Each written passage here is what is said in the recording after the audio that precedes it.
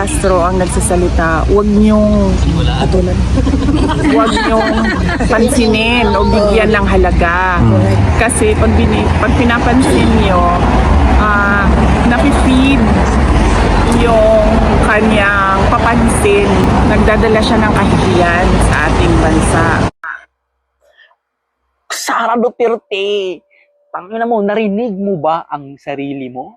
Narinig mo ba ang sinasabi mo? Ha? Sino ang nagdadala ng kahihiyan sa bansang Pilipinas? Di ba ikaw? Ikaw na presidente ka, na vice president ka ng Pilipinas, ikaw ang nakakahiya para sa aming mga mamamayang Pilipino. Yan ang totoo, legit, 100%. Kinakahiya ka namin na bakit ikaw ang naging vice presidente. Hello mga kababayan, ito po ang video ni Inday Lustay kung saan po ay nag-fake news na naman siya harap-harapan sa mga media doon sa The Hague, no? Sa kanyang interview. Grabe ito si Inday Lustay, no? Hindi na nga nagtatrabaho, malakas ka pang mag-fake news. Tapos, ang kapal pa ng mukha mong magnakaw sa amin na kami po mismong taong bayan ay pinapasahod ka lang. Magtrabaho ka, Inday Lustay, hindi yung kung mag-fake news ka dyan, sisiraan mo ang Pangulo, sisiraan mo si Atty. Yusicler Castro. Panoorin natin tong kabubuhan, katangahan, kagaguhan ni Sara Duterte sa interview. Sinasabi na kapag si Claire Castro ang nagsasalita, huwag niyong pansinin o bigyan ng halaga. Kasi pag pinapansin niyo, napi-feed yung kanyang papansin na ugali. At ang problema kasi dyan sa kanyang papansin na ugali, nagdadala siya ng kahihiyan sa ating bansa. Sara Duterte, tangina mo, narinig mo ba ang sarili mo? Narinig mo ba ang sinasabi mo? Ha? Sino ang nagdadala ng kahihiyan sa bansang Pilipinas? Di ba ikaw? Ikaw na presidente ka, na vice president ka ng Pilipinas, ikaw ang nakakahiya para sa aming mga mamamayang Pilipino. Yan ang totoo, legit, 100%. Kinakahiya ka namin na bakit ikaw ang naging vice presidente ng Pilipinas. Bakit ka mo? Yung tatay mo, mamamatay tao. Yung mga kapatid mo, alam mo na, sa Davao. Nakakahiya ka kasi ang dami mong mga impeachment, ang daming mga reklamong pagnanakaw laban sa'yo, ni wala kang isa ni sinagot. Hindi mo may paliwanag. Kaya ikaw, sa tingin ko, ang nakakahiya, hindi si Yusicler Castro. Ikaw, nadamba ka, na Inday Lustay ka, no? Ang daming sabit sa'yo bilang BP, nakakahiya ka. Nasaan na ang libro na pinundos mo? Napakinabangan ba? Yung mga laptop at computer na project mo noong ikaw ay Deputy Secretary pa, di ba wala? Di kahit isa, walang napakinabangan. Sa halip, ang laki pang ng nakurakot mo, milyon-milyon ang ninakaw mo. Sino ay nakakahiya? Di ba ikaw? Nahihiya kami, ikinakahiya ka namin. Sara Duterte, yan ang tandaan mo, pakinggan mo, ha? Ikaw ang nakakahiya, hindi si BBM, hindi si Yusicler Castro. Binabaliktad mo lang. Magaling mambaliktad yan mga kababayan eh. Magaling manipula yan si Sara Duterte. No? Sa halip na humarap siya doon sa committee, sa Congress, hindi. Mas gusto pa niyang magpa-interview, magpa-press-con. Paano yan? Ano ang sagot? Yung kaming mga Pilipino, mga mamamayang Pilipino, kayo mahihirap, umaasa kami sa sagot mo. Sa napakaraming aligasyong impeachment case laban sa'yo, umaasa kami. Bilang tao na lang siguro humarap ka, Inday Lustay. Nasaan ka? Bumiyahe ka sa dahig? Ha? Apakabobo. Gagawin pa kayong bobo nitong tao na to. Ayan, oh, yung tao na yan. Oh. Tandaan niyo yung mukhang Duterte na yan.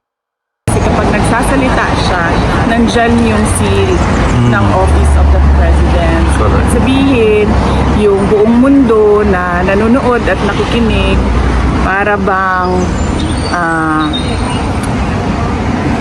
mag-iisip sila na parang kawawa naman itong Pilipinas kasi ganito yung tagapagsalita. Kawawa daw ang Pilipinas. Huy, tanga ka ba, gaga? And dahil Lustay, ang kawawa kaming mga Pilipino sa'yo. Alam mo ba kung bakit? Ganyan, ganyan ba busy ang gusto nyo, mga DDS? Ganyan ba magsalita? Ganyan ba ang gusto nyo?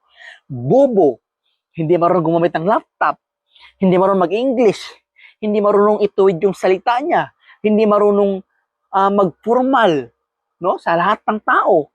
Isa pa, mamubugbog ng tao, magnanakaw, lahat na. Nasa sayo na, Sara Duterte. Lahat na. Huwag mong baliktarin si Jose Clear Castro na siyang nakakaya. Hindi. Sa mata namin mga Pilipino, kami mahihirap, mga taxpayer, kami nagpapasahod sa'yo, ikaw ang nakakahiya. Ikaw ang totoong nakakahiya. Ikaw ang totoong bobo, balahura, na BP. Kaya sobrang nanggigigil ako, mga kababayan ko, pasensya na kayo ha. Kasi naiinis ako, nagsisisi ako, ba't ko kinampanya yung Duterte na yan? Nabudol ako niyan sa mga Duterte na yan. I swear.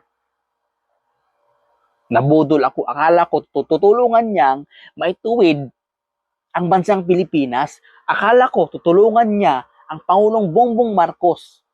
Akala ko sasamahan niya ang Pangulong Bongbong Marcos sa kahit na anumang investigasyon, sa kahit anumang kaso, especially din dyan sa flood control line. Wala. Sa halip, no comment siya. Kasi yun pala, sangkot pala sila. Dahil sa tatay niya. Biruin nyo, 7.6 billion pesos ang hindi niyang kayang maipaliwanag na bakit nandoon sa kanyang bank account yun. Mga kababayan, ginagawa lang kayong tanga. Especially itong mga DDS na supporter nila ni Sara Duterte. Biruin nyo, harap-harapan na pinakita ng COA at ng bangko niya. Bank records niya. No? Hindi pa rin kayo maniniwala dyan. Anong tingin nyo? Magsisinungaling yung bangko? Mga bobo ba kayo? Mga tanga na lang kayo, no? Mga matanda na kayo, pero napakabobo nyo pa rin mag-analyze. Nasa harap na, pinakita na sa inyo lahat ng ebidensya. At hindi nila kaya may paliwanag yan kung bakit saan nanggaling yung mga milyon-milyong pera na na-deposit sa mga bank account nila ni Duterte. Lalo to kay Inday Lustay na to, grabe kagagawa nito ni Sara Duterte na to. Sobrang nagsisisi talaga ako mga kababayan kung bakit ko yan binuto, kung bakit ko yan kinampanya sa mga kaibigan ko, sa mga kapamilya ko, sa mga kakilala ko. Lalong-lalo na nagsisisi ako kasi pinromote ko sa vlog ko na yan. Pinromote ko sa inyo. Nakiusap ako sa inyo, sa aking mga viewers dito sa YouTube, na suportahan si Sara Duterte. Nagsisisi talaga ako mga kababayan ko. Sobra-sobrang pagsisisi ko. Biruin nyo, yung ginamit nila sa kampanya, galing sa nakaw. Lahat ng testimonya ni Ramil Madriaga, ni Trillanes, at yung kasamahan ni Sara Duterte sa DepEd noon. Naniniwala ako sa kanila. Kasi kung bakit? Bakit hindi kayang kasuhan ng mga Duterte? Ha? Ito na lang ha. Bakit yung ibang taga-Congress ang kinasuhan nyo? Bakit hindi si Trillanes ang kinasuhan nyo, mga Duterte? Sige. Bakit hindi nyo kayang kasuhan si Trillanes? Kasi pag kinasuhan nyo, lalabanan kayo ni Trillanes. At hindi ninyo kayang sagangin, iwasan lahat ng mga ebidensyang hawak ni Trillanes laban sa kalukuhan ninyong mga Duterte. Yan ang totoo. Alam nyo ba, napapaisip ba kayo mga kababayan ko? Bakit yung ibang mga taga-kongreso lang ang kinasuhan nila? Di ba dapat number 1 sa listahan ng mga Duterte kasuhan nila Manscarpio? Di ba number 1 dapat si Trillanes? Kasi si Trillanes ang malaking may ambag at nagsiwalat sa lahat ng mga dokumentong nagpapatunay kung magkano ang laman ng pera ng mag-asawang Duterte Manscarpio? Bakit si Trillanes ay hindi nyo sinamang kinasuhan? Di ba bakit?